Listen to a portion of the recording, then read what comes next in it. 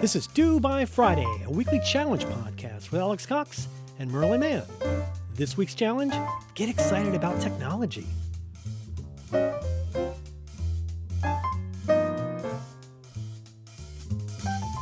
Hello, hello, hello. Hello, hello. Hi. Hi, how are you? You say hello 3 times when you... It's because I'm excited and it's the third day of the week, at least my week, because I You pretend. say you add a hello for each day of the week? Yeah. What do you say on Friday? Hello, hello, hello, hello, hello. Huh. Do you encounter a lot of people where you got to say hello? Because that seems like that would get time consuming. Usually I just say hi, but you are Ah. a level of respect Yeah. higher, Aw. so that's why you get 3. I should also say, I think technically the thing that I say when I test my microphone is ch-ch-chew. I mean, I'm not encouraging other people to do that. I just wanted to clarify. I want to be, transparent with you and with our audience. Yeah, you're chewing your truth, so it's not that you necessarily, like you said, Was that a want pun? people to, Was that an but attempt at a pun? no, maybe I'm not. You're not sure what a Maybe. pun is. I'm really not. Yeah.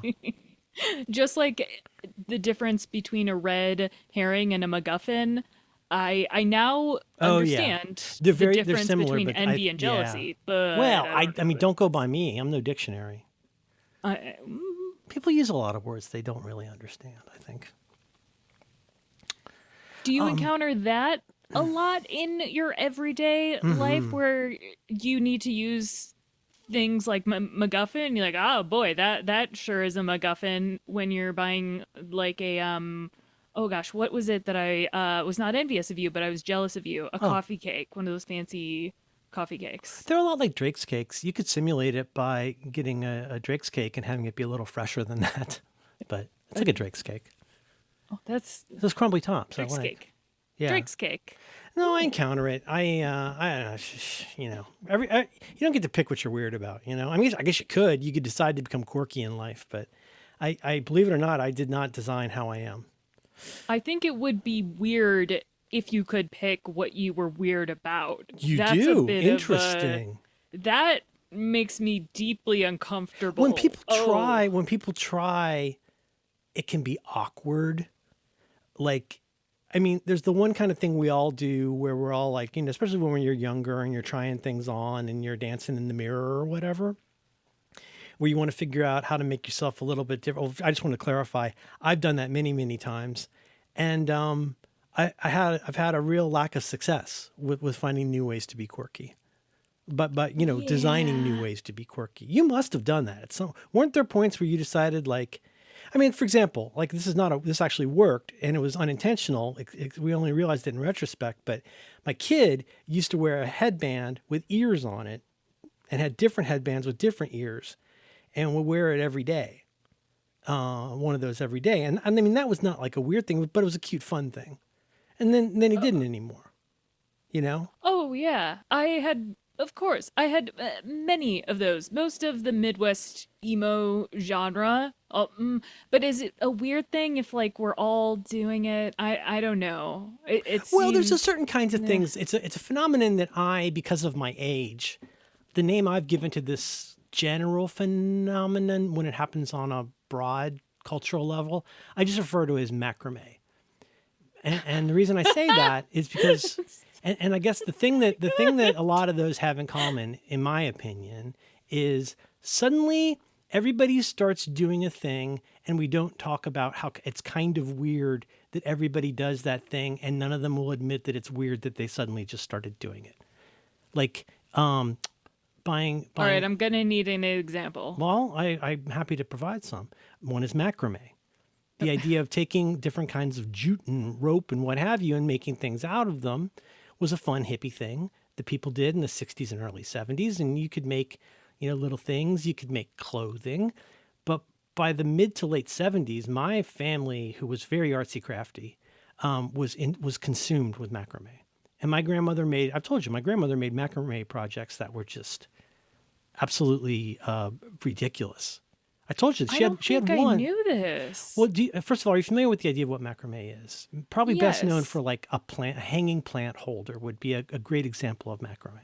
Yes. Like I picture them in like communal living spaces and grandmother's Like a houses. prison? Yeah, yeah. No, well, like hippie spaces. Halfway Yeah. house. Okay. Well, yeah. A shooting I gallery they call it. suppose. Okay.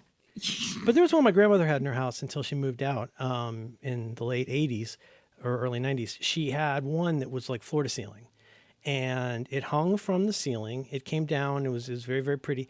If going from top to bottom, it had a long, multi vertical hanging thingy, and then a big bright lamp, almost like a sun lamp, and then more hangy, and then a plant. And I think because it was that part of my family, I'm pretty sure it was a fake plant. And that held the pot with a plant in it. And then you had the kind of like the little ponytails coming down all the way to the floor. And you could brush them. You'd brush them to make them more pony-like. And people just did that. And some people made vests. I checked a book out of the library twice about how to make things out of pop tops from pop cans. You make a Huh. vest. Wait, what was this all the 70s? I'm getting It would be careless to say it was just the 70s, but yeah, it was the 70s. Here's another one. And like, I know everybody's got their reasons. I don't mean to criticize, and I'm going to try and give 20 years to this phenomenon, even though it comes right up to today. For a long time, people just needed a car, quote, needed a car. And then they suddenly needed a very, very large pickup truck or SUV. And I think the Hummer, not the Humvee, right? The Hummer was the consumer one, but basically, big yellow guy. Yeah, yeah. well, Arnold Schwarzenegger famously had one of they became well known during the one of the Gulf Wars because I think it was a fairly new kind of vehicle, and people were like, I need to get me one of those. And they have of course they have like comical, gas efficiency. But like when we don't really talk about it that much. You say to somebody, wow, you sure got a lot of pickup trucks. And like, I need them for Tyler's soccer cleats or whatever. And you're like, Okay. I don't know. This was definitely we didn't talk maybe about it for not a long bit- time is what I'm saying. Okay. I think that I don't. Oh, wow. This is. They're still very It's just much one a example. It thing. doesn't need to be the whole show. It's just one example. No, You asked for an I'm example. well. In example for me, at least, since since high school was cases for various electronics Of course. and Why then would it have anything to do with any part of American culture that's not technology? well because if I were to recognize any other part of American culture that I needed to embrace, it would have not been a good time. You think I embrace? What's You think I another- embrace big cars and trucks? No, but you were aware of it. Like I also embraced studded belts Yeah. and sideways bangs. Well, And, I mean, but those are fads, right?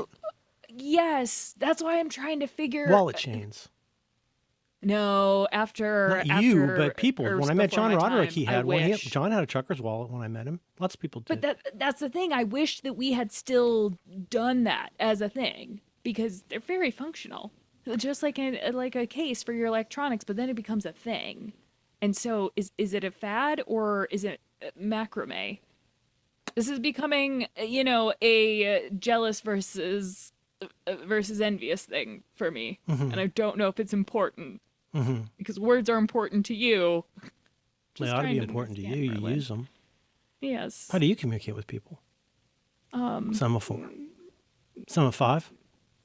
You ever seen Duck Soup? It's still on my desktop. Really? And I, yeah. Oh, and the I, opening's really funny. I agree. When he wakes up in bed and he's got the cigar and he's fully Yes. dressed and he slides down the pole and he doesn't understand that he's standing in line with the soldiers that had his own reception. He's like, what's going on here? It's kind of a Rufus T. one Firefly. of his name those is. things. I thought that I thought Wallace and Gromit was just trailblazers when it came to waking up fully prepared for the day and Oh, the because of the dream. like putting on the wrong trousers and whatnot. yeah, it was another Simpsons moment where I'm Well, like, oh that's yeah, a good cartoon, isn't it? I That's my favorite. That's my favorite. I'm a fan. That's the one with the penguin, right? Well, oh yes, sorry. The penguin disguises himself as a chicken, so that's why I was You were confused. probably fooled because of that rubber glove. A lot of people were. Exactly. It was I very think his name is like confusing. Feathers McGee or something like that. I'm gonna turn on my That show. DND and chew. I wrote down a lot of technology things. I don't think I have that many non-technology things I wrote down. Was there anything else we needed to cover based on the last 10 and a half minutes?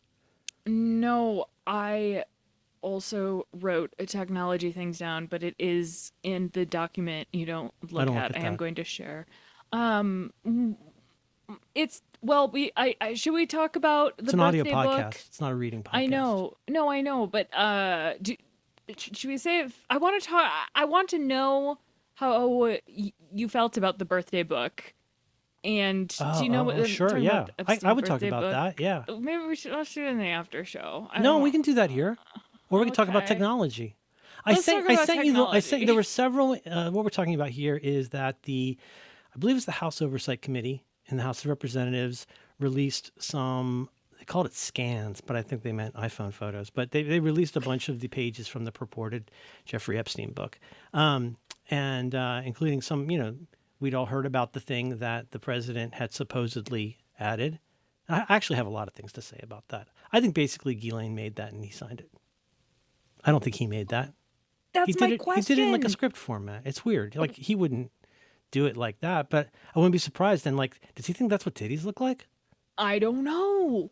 I'm The, just gonna like, say the biggest problem with that. Well, first of all, I mean Marge Piercy or one of the other great feminist poets would have a field day with that drawing because it's it's very upsetting. Even if, excluding the fact that the president made pubic hair with his pen and name, it's got no arms and head.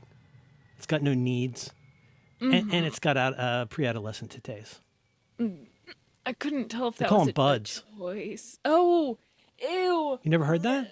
No, actually, no. Like a flower? Ew. No. Well, I've heard that, but that's for the downstairs part. I thought. You get buds. You get bottom buds. How's that Well, work? there's one bottom bud, unless I've been doing it really wrong. But Wait, are you I don't talking know. about a bump on your pubis? Well, under knee, well, lower down. Your perineum? Your taint? Do you wash your legs? What did I say? Bottom butt? I forget what I said. Bottom butt. So anyway, to our listeners, hello. You don't have to get involved with this. I will allow this particular headline because it is very interesting if you actually think about what's going on. And I think a lot of people are not actually super thinking about what's going on, but it is I don't know. I could be wrong. Like I'm not obsessed about the Epstein book, but I do have opinions about a lot of stuff around the Epstein book. I'd be happy to talk about. Maybe we could, I don't know. But Question. I seriously. but You've been just to in an finish that office. thought, the idea is that this oversight committee has obtained a copy of the purported Jeffrey Epstein 50th birthday book that I call her Ghislaine, made for the New York financier Jeff Epstein, and included some little notes and in some cases some very interesting visuals, some drawings, and Ghislaine, I call her Ghislaine, she bound that all up in a special book for the birthday boy. And so what they did was they released some of those. It's heavily, I think the estate of Epstein itself redacted the photos, but they put lots of stuff over people's identifying parts like faces. And some of the Not pages, as many as you'd expect, though. well, it feels a little bit haphazard. In like, whoa, okay, so like it sounds like you sent the kid, like the intern, to go do it, and they didn't like fully understand what the project was. But Yes, exactly. Okay, first question is sure. Ghislaine put all of it together, it's but not, you don't. There's what no was jizz in her name. Sorry, Ghislaine. Ghislaine. Gi like a karate Ghislaine- outfit and Lane like a street. okay, Karate Outfit Street. That's your Ghislaine, porn name. Karate Outfit Street put it together and That's was the stupid. overall project I like doing this manager. show with you. The, You this know is that, right? You know I like this, right? this bits aside, this morning, and Matt was like, "Hey, this is your favorite day of the week," and I'm like, Oh, "Yeah, yeah, it hello, is." hello, And hello. no, it's and okay, sincerity. This headlines. The okay, we got Ghislaine as the project manager, and she probably sent interns. But how do you think these No, no, different no, no, people no, were no. The redactions, approached? I think I'm sorry, the redactions, as in putting a black rectangle over somebody's face, I think that was done by people. I could be wrong. I don't think that was the House committee that did that. I don't think. I thought that it was, I could be Oh, wrong. I could be wrong because I guess if they took the photos, it would make sense that they did that, but it's a little haphazard. it's And then I saw it this makes headline that's like, supposedly Donald Trump bought a woman from Jeffrey Epstein, and here's a novelty check. And they said, but they said in the article I saw, at least in the headline or the deck, it said that it's a girlfriend they had both had. Did you catch that? yeah. But we can't see I, her. What? I like. Okay, it's very who confusing, told and them it that was a makes girlfriend they both had? I, I don't know. That's Well, why this is. It's all I'm. just. It's so fucking weird. It is, but as we know from the manual, I think Elaine seems very organized Oh, and kind of totally. Yeah, yeah, yeah. anal about this, which is why this haphazard situation. I'm like, was this, including the cover? Oof. Ugh. Did she put this together in such a haphazard manner, or in, like the game of a telephone with the Senate or the House Oversight Committee? I Yes. don't know how this has That's been okay. That's good. moved No, it's not around. a test. Don't worry. And I like, how did they approach the friends? Like, I'm imagining an office situation where you need to go to get everyone to sign the birthday card. Like, were there people who felt, I mean, I'm sure there were people who felt obligated to contribute to this book and whatever. And, but did they all think, yeah, we're gonna add something horny? Was there any direction of what they should write? I would be So honored to. I weird. would be honored to take a guess. Please. Tell me the title that you gave Ghislaine a few minutes ago. What you said that she's seems like a Project manager. project manager. Now, as it happens, I am a retired project manager. I'm a retired bad project manager, but that doesn't mean I don't appreciate what project management requires. One of the things that I discovered, and this is in the document, is that thing I said where it's like, if you want to figure out how to deal with a busy person, learn to ask them questions that can be answered with yes. And like, anyways, the idea is that if, as a project manager, you're still a practitioner, even though you're doing what some people regard as like empty meta work. I disagree. Oh, that's Well, good. there rarely used to be a budget for this kind of time to like take care of things. But anyway, I think you're right. I think that document is a testament, or at least a suggestion, that she has an organized mind and like knows how to like put things together. And remember, she used to have to find him 3 hand jobs a day. So like she's already got a pretty full portfolio. Anyhow, here's what I think happened. I think she said, the New York financier, Jeff Epstein, is going to be having he's the birthday boy, and we're going to get this book Mm-hmm. together. And I suspect that, like most project managers, she probably did a lot of the work. Mm-hmm. And but by which I mean, like, you do the work that makes it easy for other people to do their part of the work. And what I'm saying there is like, yeah, I'll bet you Bill Clinton wrote that note and like might have mailed or even faxed it to her. Okay, that's a page in the book now.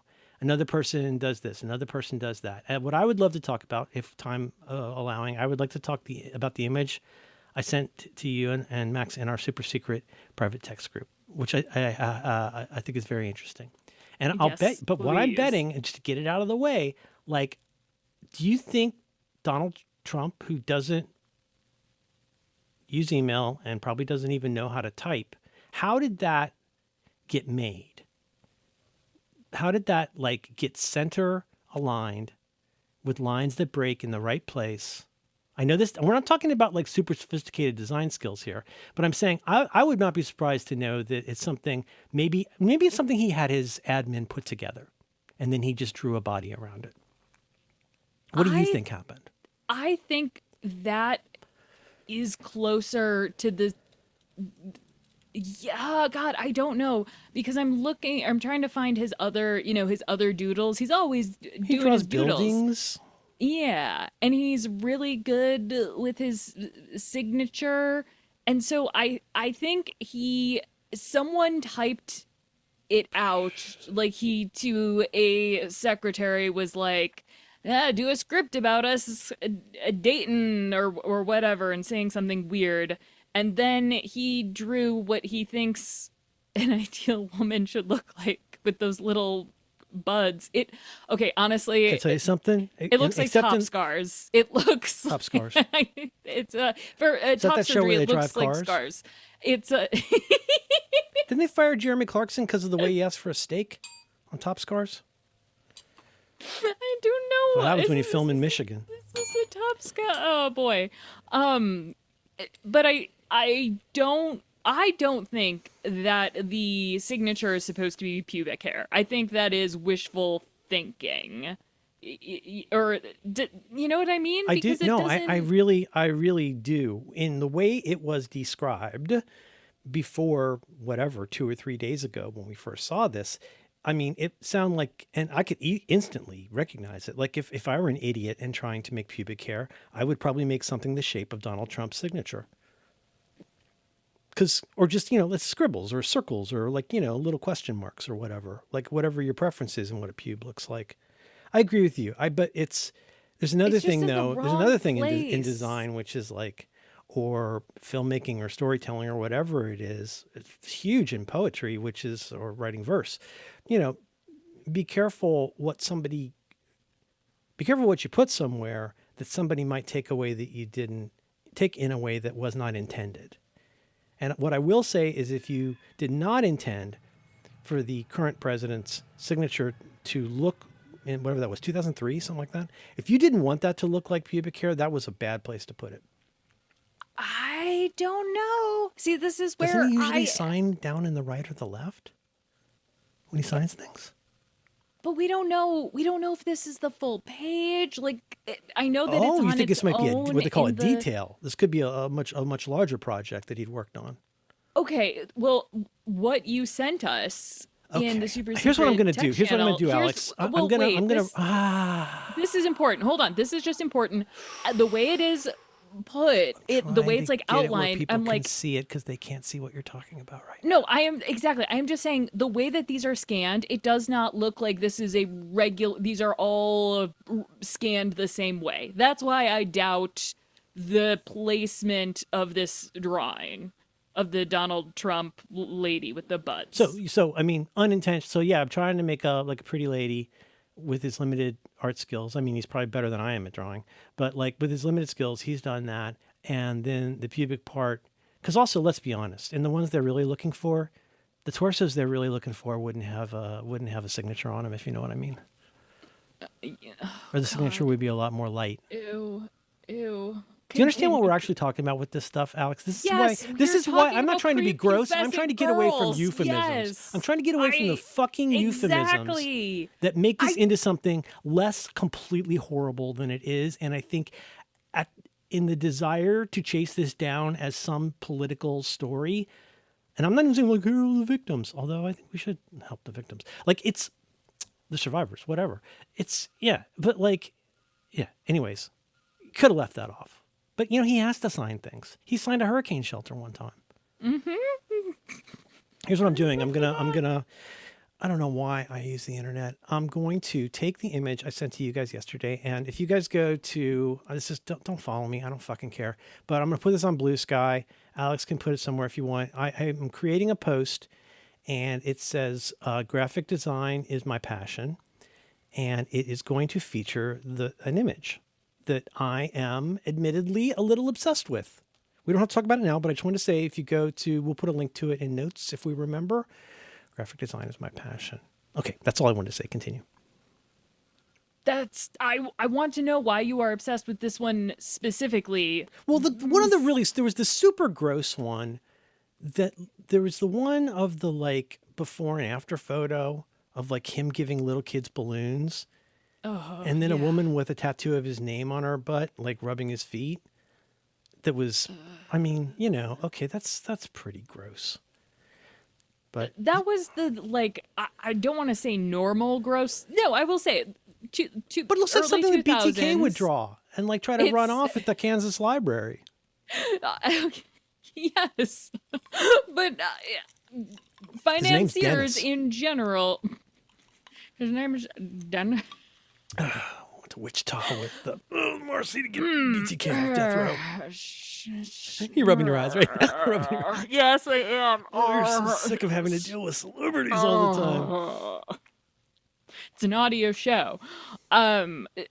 These there's some that are like really just yeah, normal. You would expect in a gross 50th like jokey book that a bunch of Yeah, if you've millionaires been prompted signed. to say, hey, you know But- that guy you're pals with, why don't you write him a note for your 50th? And I bet, you know, she probably got on the horn and had said to people, you know, hey, we're doing this thing, and like, could you like do a little like a personal note? And like, if I was asked to sign a card at maybe not a card at the office, but if I was asked to like, you know, contribute to something like that, to like do a short video for somebody's birthday, I would want to include something special that I know about that person or about our relationship or something we've done together. Like for you name any person I know, and I would probably come up with something I would tell you, like, you know, for me and you, it might be that time that we were both drunk and went to the men's room together. Like, that's a funny story. Right? Mm-hmm. But, you know, there's sometimes a hint at something a little darker. And that's what I keep getting caught up on, like I'll balloons send you a appearing link to this. twice. Say again? Twice there's balloon like Oh, at least from what I saw, there's balloons appear twice. okay. Okay. One that explicitly he's Please soliciting go children. to follow this link. I'm sorry, this is visual, but I'll do this quickly. And I laid down on the bed next to my wife this morning. And I was like, could I just have a minute of your time? Because I'd really like to talk through something I'm thinking about. And I pulled this up. So what we're looking at here is House Oversight Exhibit 000154. And this is from, what is this guy's name? He's a real piece of shit. Is it Ryan? What is his name? Epstein. I forget the guy's name. Oh, I apologize. I'll release live updates. Everything's a live update now. We don't really do articles anymore. Oh, so all headline. Oh, Okay, so here's the thing. And the way I said this to my wife is like, first of all, I immediately called up something from a John Mulaney stand-up special that has instantly hit everybody pretty hard, I think, and has lived on for good reason. You ever done the thing where you try to make a happy birthday sign? Big, I'm just quoting John Mulaney. Everybody does the same dumb fucking thing. First line, big H. Second line, or second word letter, big A. Oh my gosh, I'm not sure I'm going to have enough letters for the rest. You've done this, like on birthday cards, on signs. And then you make PP on a to-do list. on the curly Y. And then the funny part of the joke then is like, and you learned absolutely nothing from the first line because you make a big B for birthday, you know. And I said, it reminds me a little bit of that. What we're looking at here is what would appear to be a document made in something. It's going to either be, I'm going to say probably MS Paint for reasons that will become obvious. And at the top I know this font. I know that typeface. I forget it. It says, Dear Jeffrey, no comma. Then it says, happy. And so like this bears the marks of somebody hitting a cursor with the text tool to just make these rather than like, you know, Dear Jeffrey, happy. And then it says 50th in quotations, which as we all know from gas stations everywhere actually means italic. Now, and Fuck. I think this goes left to right and top to bottom. And it's funnier if you could see this. And I'm kind of channeling John Mulaney here. But dear Jeffrey, happy 50th. Then he goes, Oh, birthday. Oh, balloons. Okay. So then left of the word 50th, in quotes, we see some fucked up looking MS Paint style or MS, whatever it's called. They're the app everybody used to use.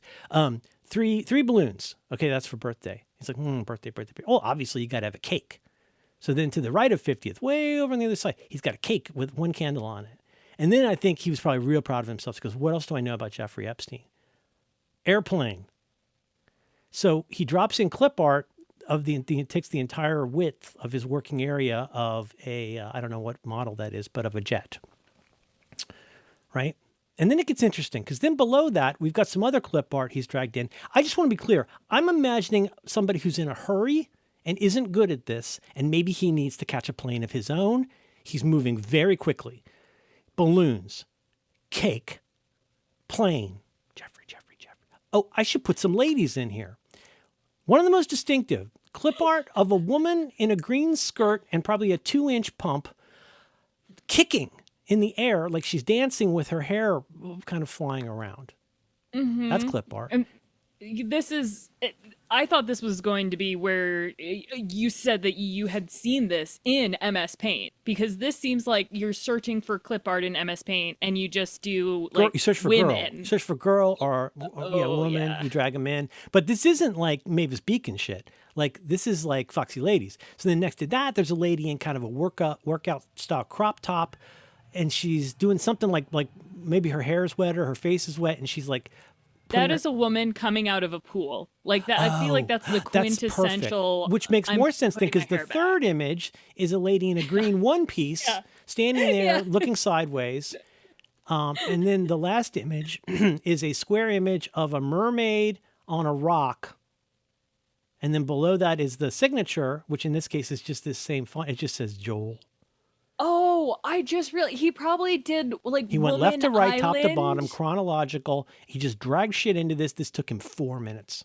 Yeah, I'm gonna say 15 based on who would be doing it and not being able to figure. I don't think if the admin did this, give him a raise. This is really insightful.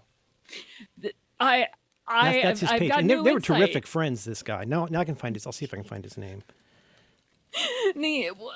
You were the MS Paint Part 2 is like clearly he did, he was like, I need to put text. So it was just, he just had objects that were text and just put it. But I think he looked for like hot woman for clip art. And then you're right. This would take more than 4 minutes because he had to really look around. He needed to find he did like Island Woman or something, because if you've done an airplane, you at least know enough, or I don't know. His name is Joel. I don't know if I'm pronouncing this correctly. Joel Paschkow, Pashcow. Joel Paschkow, which sounds a lot like cash cow. That must be a bummer. I know. Word jokes are not funny. Joel Paschkow. Who is he? Oh, okay. Well, mainly according to Google, he's famous for having made this image. Oh, good for. God, just torn from the headlines. Gross. That's so ew. But here's the thing to keep coming back to. Okay, like. If Trump knows there's nothing there, like, why is this such a big deal? And I'm not even trying to be like a weird pussy hat guy and go like, well, obviously, it's like, because I wouldn't be surprised if he, based on what, so in Filthy Rich, wasn't Maria Farmer around? Who was the one that had to show up at the office? And Donald Trump was there. Do you remember that in Filthy Rich? No, I didn't. I only watched the Ghislaine one. Oh shit! Really? Oh, the Jeffrey one is so good. Okay, all right, I'm adding that to the list. Oh, I don't want to give you homework, but I don't know. There's a part of me that thinks... the alien homework. It's great homework. Yeah. Oh boy, I'm caught up on that. Woof. God, I love this show. But anyways, it is kind of strange, just on a trying to make some razor out of this. Like, well, if it's not a big deal, like, why he's making this so much more of a big deal by calling it a hoax? Because just if for no other reason. I know I'm not saying anything you guys haven't heard or thought of, but like just given how there's that's what he calls things that are true that he doesn't like. It's a slightly more, not slightly more, I mean in terms of like Russia. That's his like exploded version of fake news. Like bigger than fake news is Democrat hoax. Because then that's where the deep state gets involved and stuff like that. You know what I mean? Oh, yeah.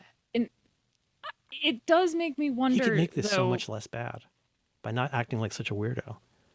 I but do you think it's because there's something there, or is it just I like think the deep I would like not be surprised if shame? there's something there, but I have to tell you, Alex, one of the theories I think is most interesting is your theory. Do you remember what your theory about this is? My theory is that he wasn't as popular in that this group, nor does he really understand women in a He's way not that he cool can't and he's even kind of gross. sexualize. He Yeah, probably he's there's probably they're calling him gay behind his back in the 80s. well, Like, and well, some of look at these how women have talked fabulous about he like is. seeing a cum stain on his pants at these things. Oh, Like God. I don't know if that's been proven. Well, how would these young women know? I mean, they're not even old enough to vote. How would they remember cum? But you know, again, if there's nothing to it, like why would he keep like making such a? That's the part that's so strange to me. And it's also just weird now how everybody's bending over backwards to like even Chuck Schumer's on board at this point. That's what's He can't be fucked to that's save the what's republic. So I mean, then weird. boy, it must be a big deal. I just I don't know. It was a dark and weird fascination for me and a lot of weirdos for Because then also so isn't that many your theory of the weird. case for the P tape if it exists too? Is Yeah, that like that it's whatever just evidence there is of him, he's gonna look like an awkward dingaling.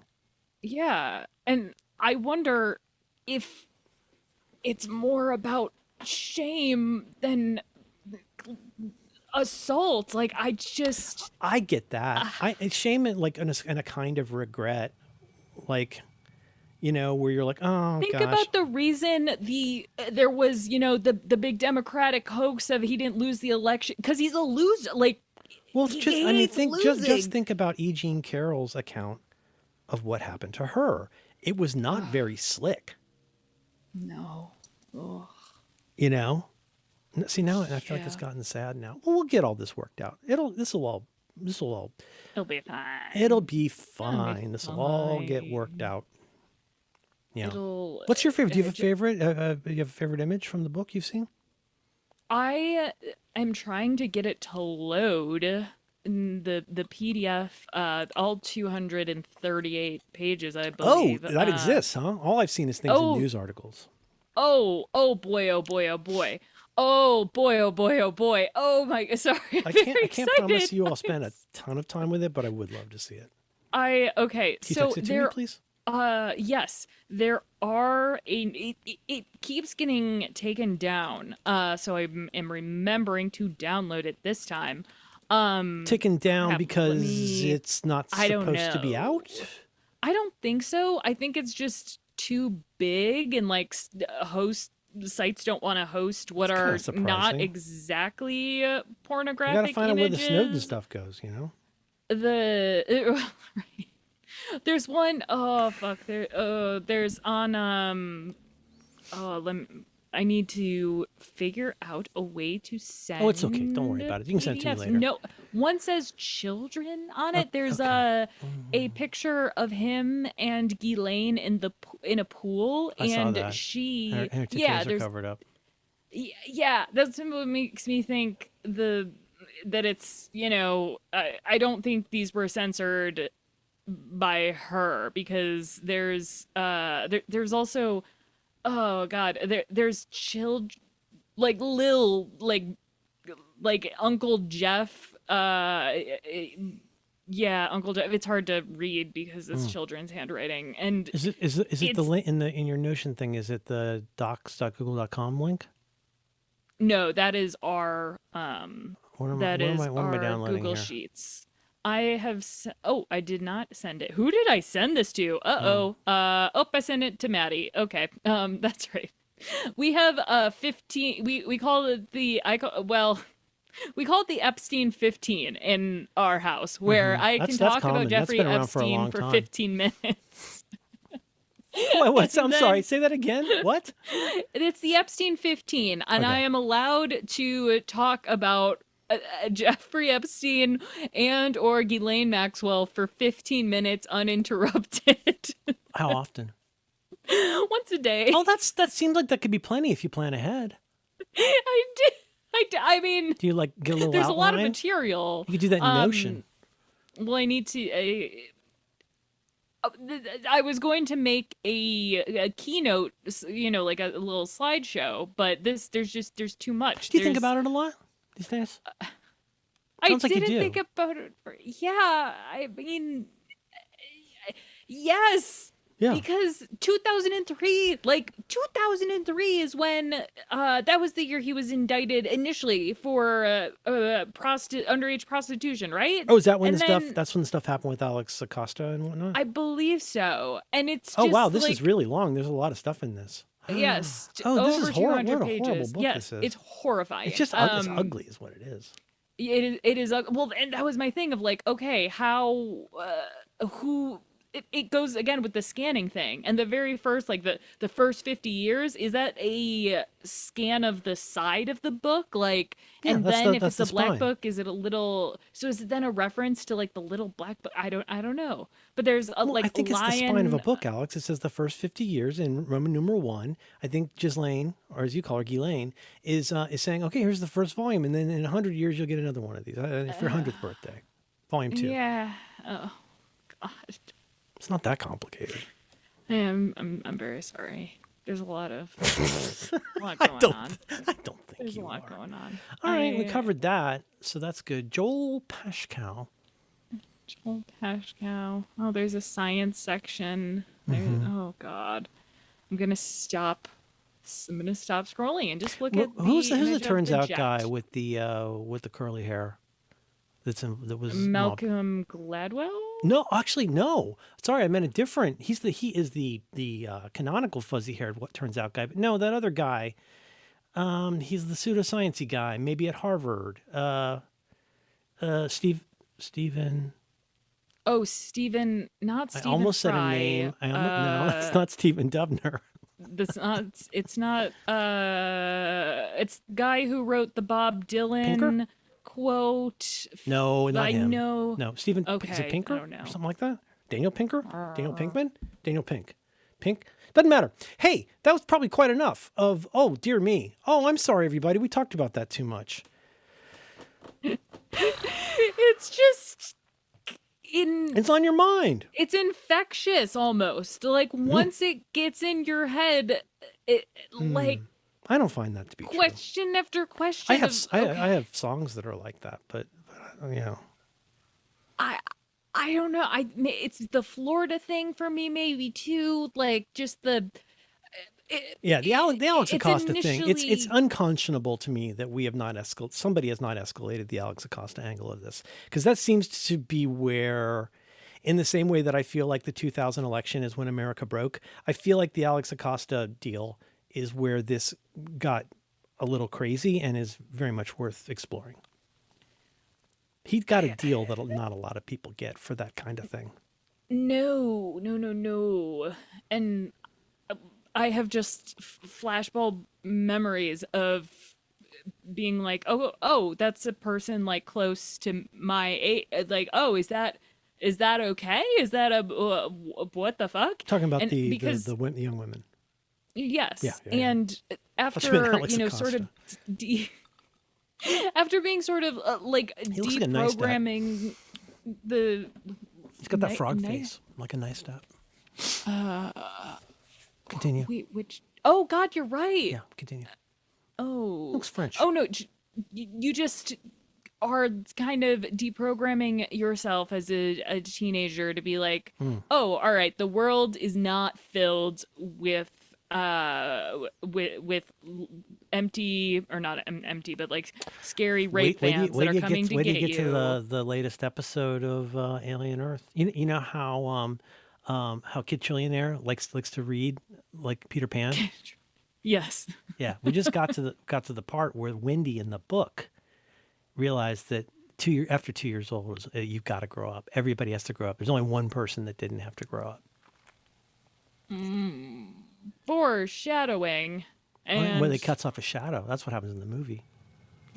yeah, that is a. Well, it's funny that you said foreshadowing because he only has one shadow. I watch Duck Soup? well. Because I broke my bell. That's a shame. I'll miss Hey, that. boy, broke my bell. Oh, God damn it. Boy Billionaire. I can never remember his name. I always call him the wrong thing. Kid Cavalier, baby James. I always call him the wrong name. I'm gonna just call him Alien Zuckerberg. I can't He remember. meets with the woman from Utani, and it's very interesting. Not. What do you have Well, to- I so mean, you've if seen I one if I before cared, that? I would be caught. Oh. Caught But up. you're part way. No. You're at least a couple episodes in, right? Yeah, I'm 3 in, and man, Don't love that eyeball thing. no. It is still it is my favorite show of the summer. I have a list of my favorite Cool. things of the Talking summer. here about Alien Earth on FX. Yes. Alien Earth, great. Even if you have not seen I totally agree. any Totally of the agree. aliens. Well, it's actually, I think, except for the Prometheus and the one after Prometheus, I think. Well, I mean, it's pretty far back in the timeline. Prometheus is Yes. like how the whole thing. I haven't watched that. I haven't seen Prometheus, but there's those two movies, and I think anyway. You can go out and it doesn't. You'll figure it out. It's TV. Check it out. But it's scary. It is scary. It's gross, so if you too. don't, it's gross and scary. It is and not Showed my family a Ryan movie Murphy last night scary. that they found very scary. Oh, what? Wait, what movie? A movie where they didn't realize there'd be jump scares. Oh, that's right. Oh, good. Can we talk about that in the after show? Can we talk about the movie Weapons? Yeah. How far are we into the? I always start recording early. We're 46 minutes in. I'll talk as long as you want. I got nowhere to be. You're my Wednesday. Well, I did prepare things to talk about with tech. I almost never do the challenge for this show. Karate Outfit Street. That's funny. Did you want to talk about weapons? Can you do a spoiler free weapons discussion? Because I know you love the movie, and as I'll explain to you, I have not seen the last half hour. But the reason I have not seen the last half hour shows you how much I love this movie. TBH. Okay. I did something I almost never do, Alex, because I know. All right. Like, can we move the tech stuff to the after show so What? that you are That's the still challenge. energized? I know, but hey, give us your fucking money.com. But so Nobody that gives us their money you anymore, Alex. are- They're not going to hear it. I don't know. Or we put that in That's fine. That's fine. Hey, everybody, we're going to talk about the challenge is something else, some cockamamie thing Alex made up. But we're going to talk about just some recent technology things we're excited about. Mine will focus on some stuff I'm genuinely excited about in the 26 versions of various OSs that are already greatly improving my quality of life. That's what mine are. The challenge was get excited about tech, and it sounds Well, like you very what the much fuck does that challenge. mean? Exactly. That's Exactly, the you say. breadth of the That's not really an challenge answer. to being what does that mean is when I say exactly, I could say, you know what? I'm not going to ask. Well, you I'm could not just say, going to ask I a did the question. challenge. I'm excited about technology. I did the challenge. I'm very excited You? to hear what you have to say. Her? But Egg? you watched Weapons. Wait, so we're officially now just to as we say on the other side of the pond, we're drawing a line under it, and now we're going to talk about the movie Weapons.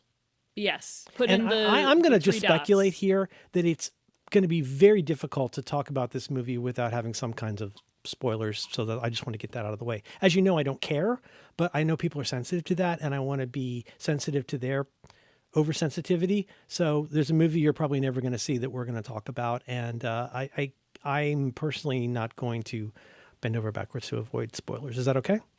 Yeah, I am not either only Yeah, no, I'm not going to, and I don't think that Well, here's the thing. If you want to see Weapons, go watch it or have already watched it. Well, yeah, go what away we now. can't do is stop talking about the culture because you haven't had access to it yet. So I'm not trying. I personally don't love it when people say this, but stop listening to the show right now and come back if it's like on deck or like you bought tickets or something. But like, I think we've gone too far with the spoiler stuff. Personally, I think the admonition to not talk about what happens in media has gone too far, and I'm officially pushing back on that. We're ending spoiler culture here. Is that right? Are we doing that? Yes. Actually, it's about ethics in movie review. It's about ethics in movie trailers. I almost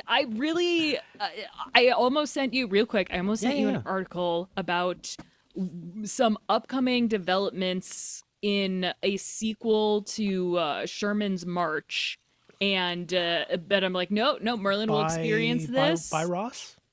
Yeah, Ross McEl. And just for what it's worth, if I think almost no one will know what Sherman's March is. It's one of my all-time favorite documentaries. Just FYI, this gives me an opportunity. Oh, I double interrupted you, guys. Check out Canopy with a K. If chances are, I think if you've got a library card, there's a pretty good chance you've got access to Canopy. You get the app, you put it on your device. I would put it on the Apple TV. And you get to watch a metric fuck ton of great stuff, including huge amounts of stuff that just isn't available other places. And one of those things I don't see other places, I think, is just about every movie. There's way more Ross McElway movies on Canopy than I was aware existed. Agree. Yeah, not that is factually correct, because I went. I went to find them and could not, but then I'm like, Canopy has a ton oh my of God, they have so much from the but 80s. It's all, and it's real stuff. It's not like the early days of Netflix streaming where it was all like, Jim Belushi vehicles or something. Like there's a ton of really great stuff. They're constantly adding new stuff. I'm not gonna pull it up right now, but like in my case, all I needed to do was enter my library card information. And what's a little confusing at first, because of the way the library stuff works, there's so much control over like, oh, we can't just give the stuff away. You get so many credits a month, but I've never run out of credits in a month. No, it's I don't watch it that also much. Weirdly, but it's neat that doesn't cost anything, and you can utilize the wonderful resources of the American public library system. You can probably check it, guys. Have you ever looked? You can check out tools from your library, and of course our library. We have so many DVDs, so many Blu-rays, so much great stuff. I love libraries, although they do make me want to poop. Libraries ever make you want to poop? Yes. I don't know why. But being in a library makes you want to poop. And I follow that instinct. I poop. I do that. Oh, good. In the place they had set aside for that. Good. It's one of my places. It's not in a library, Carol. I don't do it there. I didn't poop on Carol. Sorry, Carol. No, I don't. Well, that's a word joke because they're spelled differently. Oh, they're homonyms, as you say in the queer community. So not a pun. A lot of puns are based on homonyms.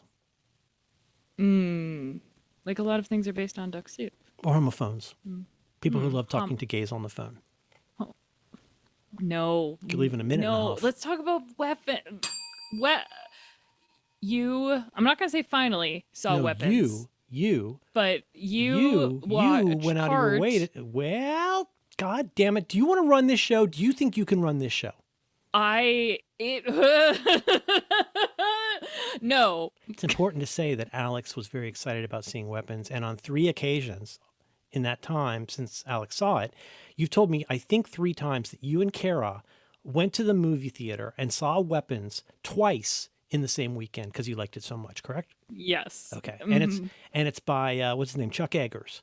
Whoever the guy was, I think he might have gone on the moon. His name's Charlie Eggman. What's his name? He has a frat boy name. Doesn't he have a frat boy name? Is his name like Chad or Chunk? Is his name Chunk Eggman? What's his name? Chester? Chester Eggler? Krager. Krager!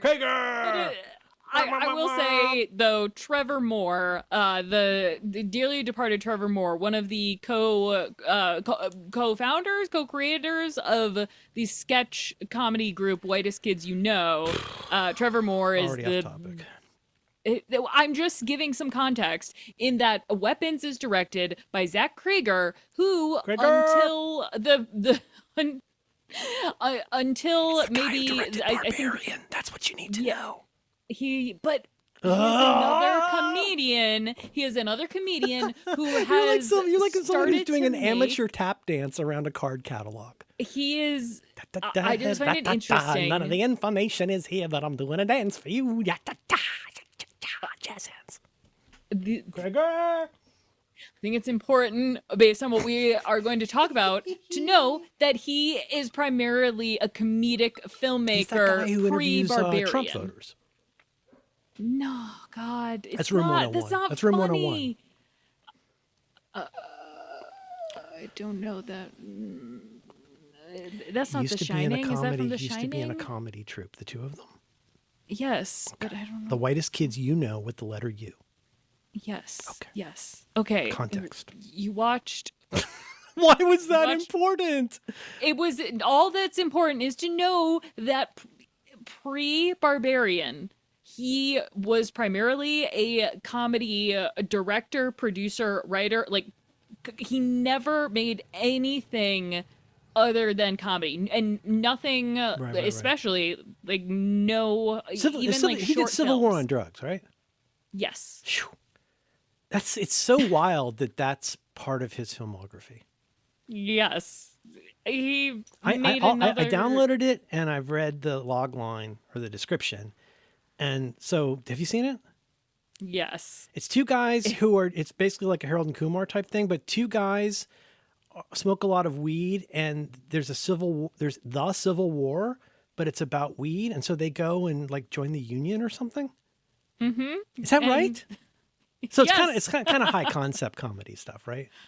I mean, I don't know if it's more Harold and Kumar than, you know, Ken Burns. That was funny.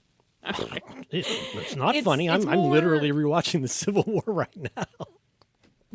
Do you fall asleep during Civil War, and not in boring way? This becomes important to the anecdote, actually. Okay. Yeah. I've fallen asleep. My key move now is to do the sleep timer on Apple TV. Go to the second one down and say 1 hour. You know, it's weird though, because like sometimes I'll be like, I don't want the thing to shut off while I'm still drifting off, but like honestly, it does, because otherwise it just keeps playing stuff. And like pretty soon I've logged like 6 hours about the Battle of the Somme on YouTube, and it's like, oh, okay. Do you have autoplay? Like it'll keep playing if you have a playlist, it'll just keep on rolling, or in Plex it does that for TV shows. I don't think it'll jump to the next movie, but I'm not sure. Okay. Oh, this can I tell you my quickie? It'll take 15 seconds. Please. You told me so much about this. It finally showed up in my apparatus. I was very excited. I think I might have told you I got it. I think I said I'm in and sent you my Plex screenshot. In any case, I did something I almost never do anymore because I'm a grown-ass man and I know better. I try to get to bed. I don't always make it, but I try to get to bed by 11 or 12 and usually get to bed by 12 or 1. So I did something I almost never do, which is I started watching that movie a little bit after midnight. Ooh. And I made it. Okay. I made it, I think, 2/3 of the way in. I mean, I got past drawing lines on a map to the tower. Like, I got in pretty far. I have not seen the end yet, but maybe it was, some things are just the wrong night. Maybe it was just the right night. But I love that actor. I love Julia Garner. Anna Delvey Foundation. I love her, and I love how she is. It's got fucking, ideally best, as with my wife, it's nice to go into this knowing exactly 0. Like, she didn't, even seeing the back of her head for the first 10 minutes, she didn't realize it was Julia Garner. And she was, like me, very surprised to see Josh Brolin. Mm-hmm. Just pop Same. up in like a big role in the movie. I happen to really like Josh Brolin. But just so you know, I started watching it at midnight, and yes, I did fall asleep. I don't fall asleep during movies too much, but that's pretty late for me. But I enjoyed it so much that I was kind of struggling to stay awake because it's the pace of this movie is terrific. And the little twists and turns and little, the way it kind of becomes, fair to say, more of a horror movie as it goes along. Mm-hmm. It starts off, well. I don't know, but like I love the way it starts out. Like I said to you, it reminds me favorably of like flashback scenes in Goodfellas. Madeline said the same thing. You know, like when you get like the montage with Layla, and all the dunga dunga dunga dung dung, and they're finding all the bodies while Henry does a voiceover. Except in this case, it's a little boy, or it's a little person. I thought it was a little girl. That was a You debate. don't. I didn't that put it we don't together know. initially. That's Alex, right? It's Alex. I don't talking. know. This is a true. I This still is a don't true know. story. This is something that happened. Blah blah blah. But you're already. I love the way they set it up. So you're already. It's not exactly. God, it's not a fable. Quote as Francis Ford Coppola calls his movie Megalopolis, because you know you're in trouble when a movie calls itself a fable. You know that's something at the last minute where they're like, this is kind of bullshit, and we didn't really think this story out, so we decided it's a fable. But it is like I recently I did a soft intro where I think my kid is. We're mainly watching The Crown right now, but I think I finally got my kid interested in The Leftovers, and I said, apropos of nothing. In addition to this being my favorite TV show, I said the thing I love about this, it's a term I didn't learn until college. Like everybody's heard of surrealism, right? Surrealism. This is an example of what I would call magic realism, which is what I love in stuff like Gabriel Garcia Marquez, for example. Extraordinary things happen, but extraordinary things happen. Watchmen, maybe another one, like When It Rains Frogs, but it happens in like a very realistic way, and there doesn't appear to be magic in the universe. Do you know what I mean when I say sort of magically real, or how would you describe? Because the way it starts, and you're like, oh yeah, right. Like already, if you wanted to, you could pick a million holes in this plot. And seriously, at this point, if you don't want to be spoiled, I can't help you. But it starts with a monologue, or like a kid talking and saying, "This is a true story. This happened, 2:17 in the morning, one night.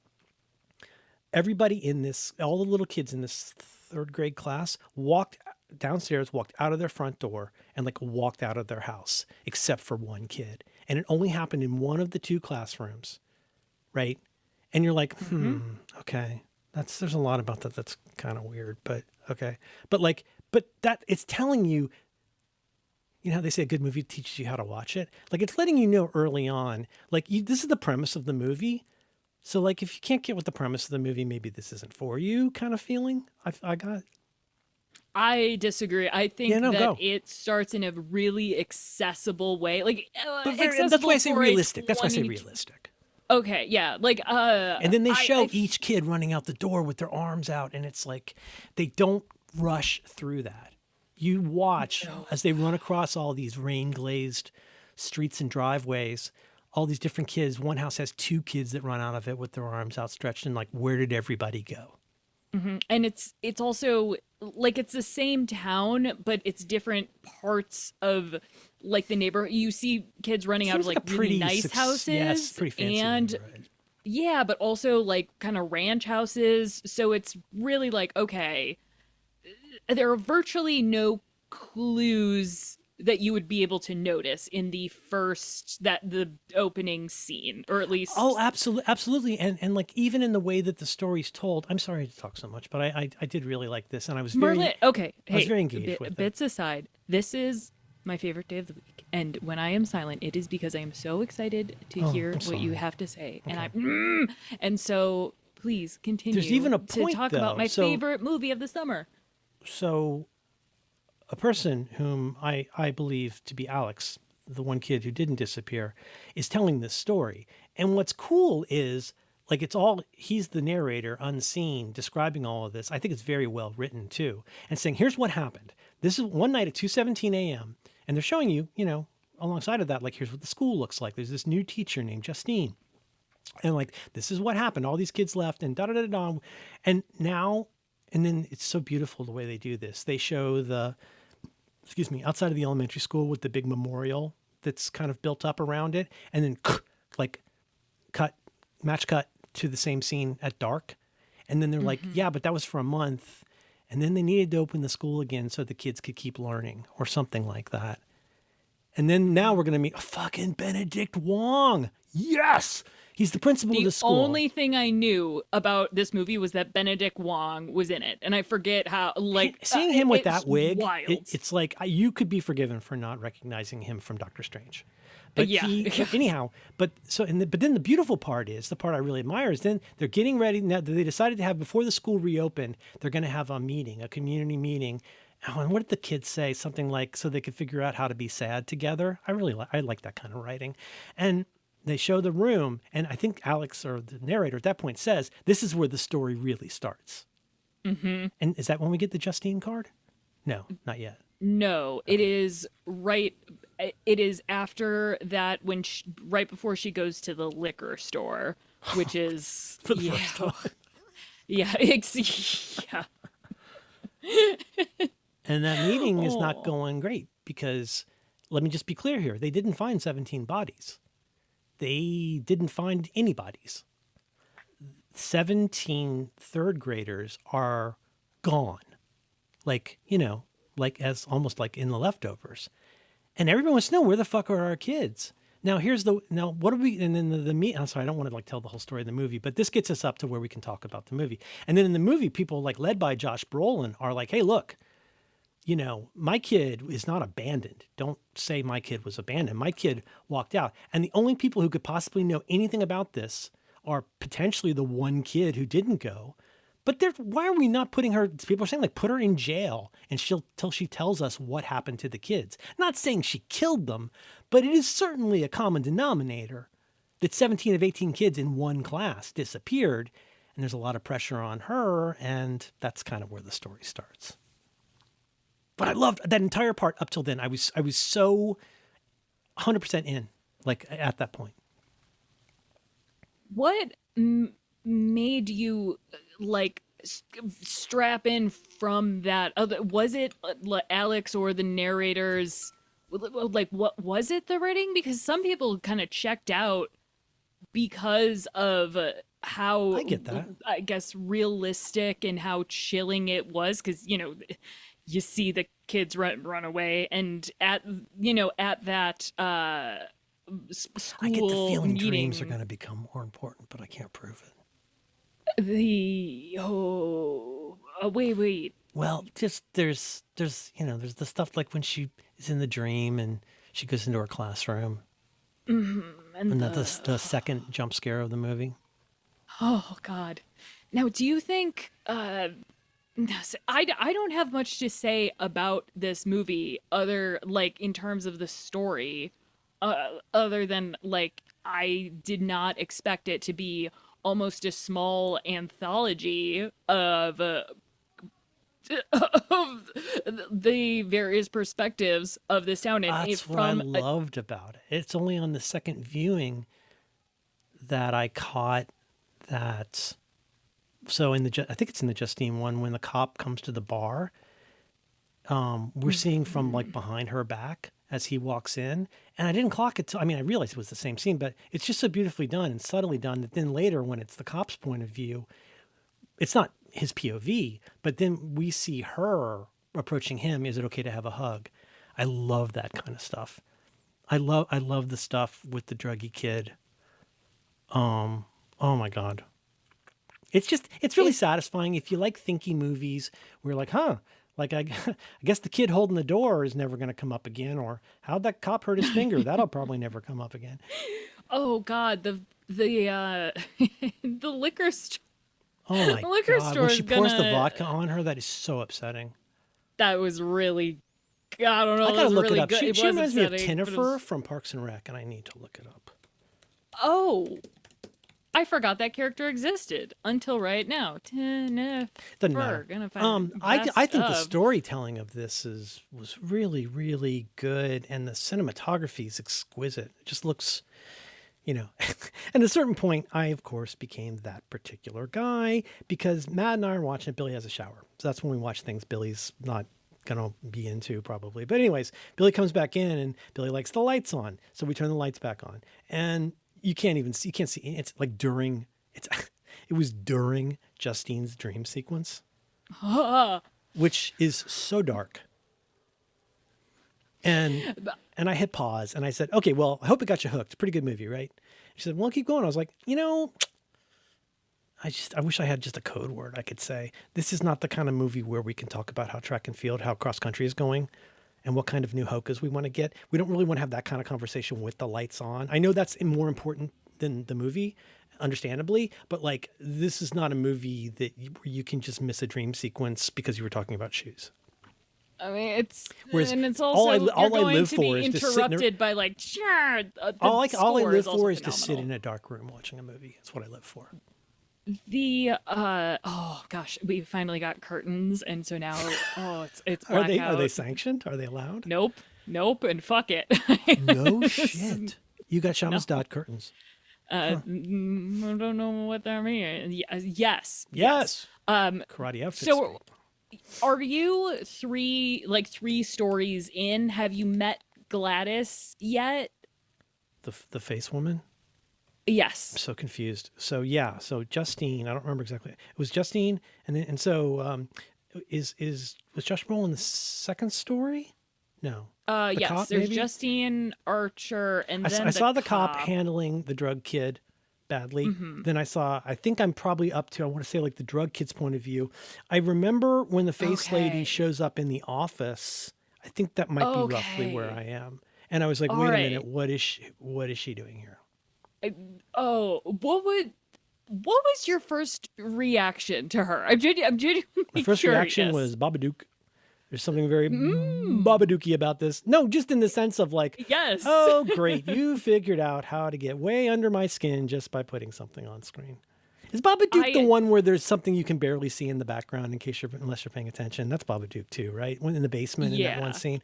That fucking shot is so miraculous and so ballsy. That's like a Gordon Willis level shot because if you're not paying attention, you're not going to realize there's a figure back there.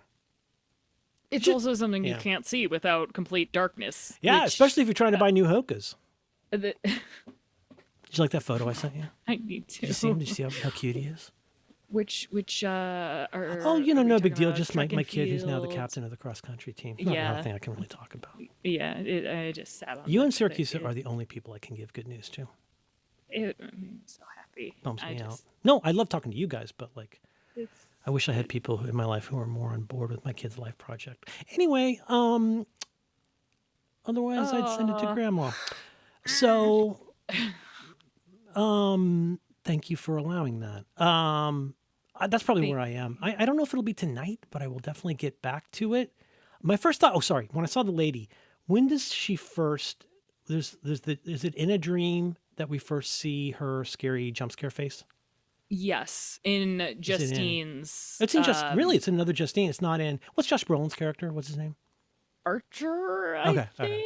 Yeah. And I forget what's Benedict Wong's character's name. Dang it. That's the first time we see her. I love his character. That scene when they're first in the office together, I thought the way that and she's got that beautiful, such a perfect, that sweater with the big red heart on it. I love that choice. And like just the way he's talking to her, I just loved the way that was written. Because it was written with the kind of precision that I aspire to and admire. Where he's like, no, listen, it's not a problem that you care. And it's not your problem. The problem is that like, this isn't your thing and you don't have boundaries. Like, here's 3 reasons this is a problem. That's not, you don't care. I just like the way that he did that, where he's just trying to be professional. But then you get into like the whole, you're not allowed to hug kids or drive them home. And where you're like, oh, that seems like a nice thing to do. But his job is to maintain order at the school. And he can't do that if she's running around doing detective work. It was That's why they put newspaper on the windows.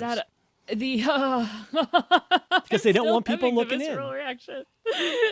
Billy hated that. Oh, my The family does not like jump scares. I love jump scares, and but of course we're talking about Hokas.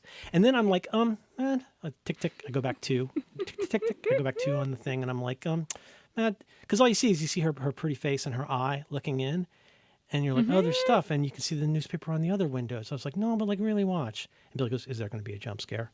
And I said, absolutely. And then you see the two of them sitting on the couch.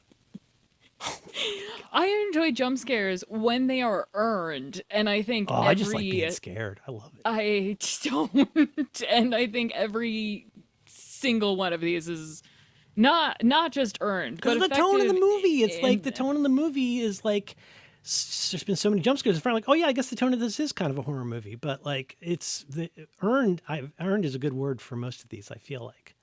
Also because like if this shit happened to you, you would know whether to shit or go sailing. You'd be so confused if you saw a clown woman in the sky looking down at you, or you saw a little boy with Joker face get up from his desk. Like the lack of not knowing what's going on makes those, as in Babadook, makes that. If you can't tell, I really love Babadook, and I'm not even gay. I just is that considered a queer icon movie?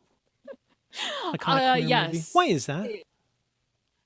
Someone said it, and then everyone else said sure, because we're at That's the a good point. I movie. mean, That's a good movie. the idea of the meme is like, who even knows what the fuck a queer icon is? But the idea is like you project everything onto the Babadook that scares you, and I recently went to right the DMV now, to change my job everything- description to queer icon. The My problem is my self-esteem is and either up now here, You're Chihuahua now everyone's going to Chihuahua at a project parade. fears onto you. You need to put some clothes on. God, Those shirts are for it- babies. I Calls him a night watchman. I know, I know. but I need. And then he gets I the guys from the need it. audience. You think Obama ever says need that it. to Michelle when they're out? It's babies. I know, but Maybe this should be a two-parter, Why did it 'cause- turn into Morgan Freeman? 'Cause I need to You're finish right. the We should movie. reject spoiler culture. However, the what this I don't movie care. I mean, I don't care if I'm spoiled. I'm almost- fucking in. I'd rather not be spoiled. I said to my kid, "You know about this movie?" And he said, "Yeah," because my kid's barely online at all anymore. And it's like, "Yeah, like I'm barely God online, but I bless. know." And I said, "Well, because the truth is, if there's something I even vaguely want to see, I actively reject any information about it." And I knew this was something I'd want to see, right? So like, I wish I could go into every movie knowing absolutely nothing, but I can't and I don't. And the truth is that the whole thing about spoilers, you know what, you can and do have spoilers on mysteries. Like, right? Or there are things where the whole point of it is, the whole reason the story exists is because you need to figure something out that you don't know. And I guess you could say that about everything, but just, again, to paraphrase or semi-quote Roger Ebert, it's not what the movie's about, it's how it's about it. I watch movies because I love storytelling and brilliant implementation. My personality does not rely on being the one who figures out what happened in this episode of SVU. Like, that's what puzzles are for, not. I get it, and I respect it, and that's why we said earlier, if you don't want to be spoiled, but like, no, I think it's gone too far, and it's become rote, compulsive, and not quite privileged, but it's certainly asshole-ish behavior to, just as it perhaps once was asshole-ish behavior to deliberately spoil people in movies.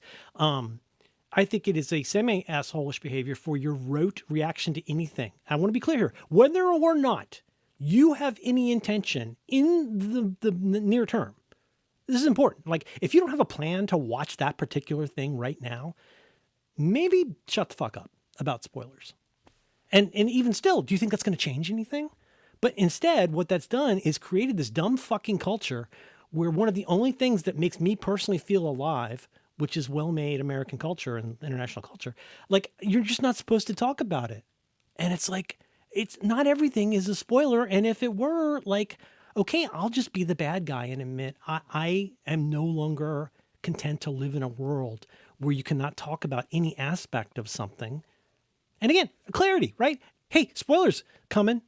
But then people don't even want to talk about it once they're in spoiler territory because they don't want to spoil people. And it's like, that's how incepted, how cordycepted our brains have become about this insane backlash to quote unquote spoilers, is my feeling. Are we? Because I agree to an extent, except I don't. No, say your thing. No, I guess I don't experience in this in day to day. You mention life. almost anything, anywhere, you will at least get, "Hey, I'm not caught up," which is fine. But like, if I post a screen grab of something, like the screen grabs of many things that I post, maybe that could just go in the slot of this is not really for you. I'm not going to deliberately spoil something, but yet I know how important it is to be able to like avoid learning what happens in something. Like I love going in as cold as possible. I'm on record as somebody who's my most amazing theater experiences have been going, or movie experiences have been not knowing what's going to happen in it, including, I don't even want to know. I'm glad I didn't know Josh Brolin was in this. I mean, yes. Often, I mean, I said I am not caught up with Alien Earth, but that's But not then me I being don't like tell not you things talk that would about ruin the it. fun of it for you. Well, but I don't think someone well, there's all, and maybe you're right, because there is that No, I don't annoying want to be person right. I want to be happy. who's like, I guess I just don't. It's Alex, it's the compulsiveness of it. It is the rote compulsive. It's rote, it's compulsive, and I feel like more often than not, the people who are constantly browbeating other people about, quote, not spoiling this, I think that has become, in my appearance, people are spoiler cops a lot of the time. They have absolutely no intention of watching it. And how often has something come up about something that's 40 years old and you're still like not supposed to talk about what happens in it? Yeah, but those people suck. Like maybe it's they're you don't feel incepted by that at all. You don't feel cowed by the people who go like, don't tell me what happens in The Empire Strikes Back. No, because it's weird. I don't know. It's like maybe weird, but it's real. I'm not saying it's not, but I guess and you're right, it might be compulsive, but it's almost like the same way. If you really want to watch it, watch plays it. If your intention is to watch it, then why don't you watch it? And I realize everyone's busy and blah, you got a mortgage and stuff, but like if you care, watch it. Or put differently, if you cared, you already would have watched it. Maybe not day and date, but like, should the rest of the world like sit around and wait for you to watch everything? I really don't. I mean, those people are weird, and you put it almost perfectly, like we're different people. They're cops. No. Like you're right. They are cops in the same way that there's like the privileged cops who don't use LLMs. Learn Perl. That are like, yeah, like you are doing something. You are somehow doing something that I perceive as immoral in some way. And that, well, okay. Poor people shouldn't be allowed to learn how to do things with computers unless they've taken programming courses. Yes. My favorite question was, wait, so you're like, why didn't you just learn to program? Like, because I'm an idiot. And that shut them up. Like, I don't know what to say to that. Like, because I don't know. I did indeed have the time. I tried. I failed. A good project for a lot of these things is to, it's not like I cannot flip a switch and just say I'm no longer bothered by something or that something no longer is on my mind. But as with the chicken voice, the second step is becoming more okay with it. And the first step is admitting it's real. So when I say this, and maybe I'm making a mountain out of a molehill, I don't care. But like, I think the spoiler stuff is silly and I'm tired of being admonished by people who don't actually care about it. And like, the second step is to be worried less about it, but the first step is to acknowledge it. When there is a thing that's out there, like the chicken voice doesn't come from nowhere, right? I mean, now it may come from nowhere in your head, but the reason why we self-edit so much about the most quotidian bullshit that could be read out of context is because there have been people who did that to us in a way that maybe wasn't always fair or nice or kind or even attempting to be useful. Yeah, I don't know if those are the same. Tell me what you actually Like, think. I think that this is very much a real thing, but it's also, I think it has been acknowledged and it has been like, oh, this is what a weird way to project morality onto not like there. That's a great third step of understanding why it exists, but don't you still feel like it presumes the first step of realizing it's a thing, that there are people who are plot nannies in any way they feel is appropriate? That, ironically enough, it's similar to the way that we sometimes just call something privilege, even just when we want to take somebody down a peg. It's not really related to anything involving privilege. You just want to cover that person with some kind of a dictum, an insult, definition. I've now decided who you are. You are a hypocrite. You are an idiot who uses LLMs. You are somebody who gives out spoilers. You're a bad person. Whereas I don't actually watch movies, but I care very much about spoilers. I think the only difference is that I'm less bothered by it because at least in the people that I interact with online, like when that comes up, it is like acknowledged as like, oh, shut up. Do you like it when River Song says it? Then Spoiler, sweetie. kind of hot. It's so well, hot. Do you appreciate hot. how her character came in and how her character went out? Do you appreciate it in the timeline what happened? as much as I appreciate the way that They Weapons end at the works beginning. its timeline in. They end at the beginning and begin at the end.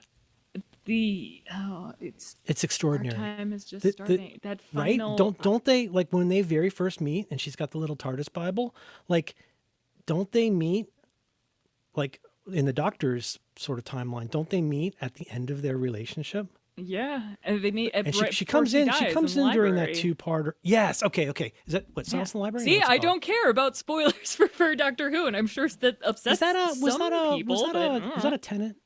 It was Yes, a Tenet, it right? was. And it ends with Capaldi. Tenet It's meets crazy. River Song. Mm-hmm.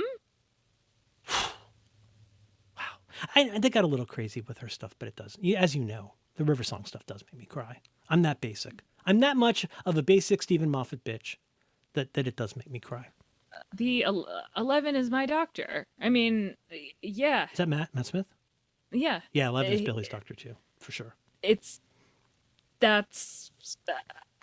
that upsets. This is what upsets me. The idea that certain things are basic and that is somehow a bad thing. Like basic does not mean bad. Like I don't think that basic necessarily even basic means is mediocre. like a modern term that can mean lots of different things that are usually disparaging. You're a basic bitch, or like I'm basic like that is something that I will say, but it's also that like I don't hate it when something is sentimental or nostalgic, and I'll be honest with you, I don't even hate it when it's mawkish. By the way, those are all different words that mean different things. Yep, what does I don't mind mawkish mean in this case? They don't have a word for that in Gallifrey. On the crib, right? So are we talking about the pond? Yeah. It's the stupidest fucking word pun in the world. Oh, so it is mawkish in the way and think. Okay, No, yes. I mean, would you not call that mawkish? I love it. Of course. No, I would. I'm totally invested in that. Mawkish stuff makes me. God, what's the latest? I just cried at something the other day. I will stuff like that. It's just. Oh, you know what? Talking to Roderick the other day. What was I talking to Roderick about? Oh, Adventure Time, and like talking about like the Marceline and the Ice King, like. I'm skipping that episode. It levels me, like watching, I think the song's called I Remember You, Like, and just even trying to Oh, describe with that, the Simon one trying with to describe Marceline. why that Oh, means so much fuck. to me, to Roderick, who's also seen it. And the only way I could put it, which didn't make a ton of sense, is all the levels to that like Simon knew that like the crown, this magic keeps me alive, but it's making me crazy, right? He's got to use the crown to protect her. This is a cartoon show, you guys. He has to use the crown. He feels like to protect her, like in the grocery store by the greeting cards, right? But each time he uses the crown, he's becoming something different. We don't really fully know what that is. He doesn't know. We know he's becoming less of Simon, and we Like as the most watchers know mental he's illness. turning into the Ice King, who's the villain of the show at the beginning. But the fact that he thought to write a song about how, one day I'm not going to remember you. And then he doesn't remember that he wrote that song, and she has to hold up the lyrics so he can sing it. And he's still completely clueless about it. And it doesn't change a bit about what she feels, because she does remember. But a day will come when Marceline probably doesn't remember either. And there's so many layers to that. I described it as being kind of like Toy Story or Toy Story 2, 3. Like, there's just so many layers to that as a consumer of things like that, where I'm like, ugh, I remember thinking at the time, watching this with my baby and thinking, this is a big deal. And now my baby's not a baby anymore. So that's another level I've got to add to this, right? But there's just something, especially because, we all go through things with people in our family who have, if not full on dementia, at least memory issues. And it's just, there's something so basically human and special. And it's such a funny episode. The episode with the flashback where he sings the Cheers song. Plambulance. Like, I forgot that was the same episode. well, it's probably different. I think there's 3 episodes that have them. I think, but it's the arc, but right? the one with Yeah. this magic keeps me alive, but it's making me crazy. I don't want to save you, but who's gonna save me? But it ends. You remember it ends with a fade to the flashback of them back after the Mushroom War, where he's taking care of her, and he picks up the little hambo and gives her hambo, and that's how it ends. She smiles, and we see like a little Polaroid of her with her little fangs. She's a vampire. It has become so much harder to. I tried introducing my nieces to it, and Adventure Time is and like Was it scary? I was jumping there's stuff around that's to scary too, right? For like a little kid. yes, yeah, like with the Marceline's dad at the beginning, so it was like jumping When those around. corn and warriors to get animated. Oh, Corn! I told you cornfields are awesome! I flipped the pig. I do not play such games with Jake.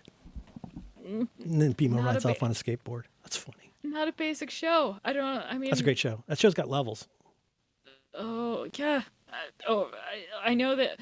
I like overly like even overly like saccharine stuff. I'm fine with like just like pour those emotions in. I mean, like something like take the whatever. end of like the end of, and this is again, it's layers, but like think about the corny ending to It's a Wonderful Life, right? But like I still fall for it the entire last sequence after he comes back home, hello old house, and the little thing comes off the banister, and it's pulling all this stuff together, and I've got a new set of sobbing every couple seconds when he reaches into his pocket and he goes Zuzu's petals. Because if you remember earlier in the movie, his daughter, who he calls Zuzu, had a flower she won at school, but the petals fell off and she was heartbroken. So he said, I'll put that in. Do you remember this? He says, I'll put it in my pocket and I'll fix it. And then when he gets home, after he thought his life was over, he finds them in his pocket. He goes, Zuzu's petals, which is also the name of a really good band. But then Harry comes in with the money and everything, and it's so great. And then she goes, every time a bell rings, an angel gets its wings. And then the bell rings and you see the Liberty logo and all that. Like every single time, like my heart is totally open to being leveled by every corner. And Donna Reed just beaming that she's got her husband back that she loves. He's himself again. I love that stuff. God, how can that not make you feel alive? Vulnerability, man. Because you're the sign of because vulnerability isn't rewarded. Hee-haw. Being a cop is. Hee-haw. You Whether- come up with Bert and Ernie? What? What? Bert and Ernie. Well, I mean, Bert- there's one of them's a cop. You know that's where the names come from, right? Bert and Ernie. Those names come from It's a Wonderful Life. The two guys, the two guys, Bert and Ernie, It's a Wonderful Life. Look it up. One of them's a cop. Bert, Ernie. Oh my goodness. That's where the names come from. Well, oh, why? Well, you know what? I will Because it's a I will classic find movie out by Frank Capra. later. The- Is that difficult to understand? I mean, well, but I'm just trying to remember their characters. Oh, it's because remember, there's the one. Remember he finds him on the bridge after his self-harm moment, and he goes, "My lip's bleeding, Bert." Remember? It's been stated in numerous articles, yeah. websites, and television shows that Bert and Ernie are named after two characters: Bert the policeman, and Ernie the cab driver. Statement often surfaces that there's never been any official confirmation. Well, fuck your mother. Well, there's never been official confirmation that Bert and Ernie Actually, there are many aren't other special. prominent Bert and Ernies from history. Don't spoil it. In the Aeneid, there's a Bert and Ernie. Spoiler, sweetie. Terrible I hear episode. there's a duck.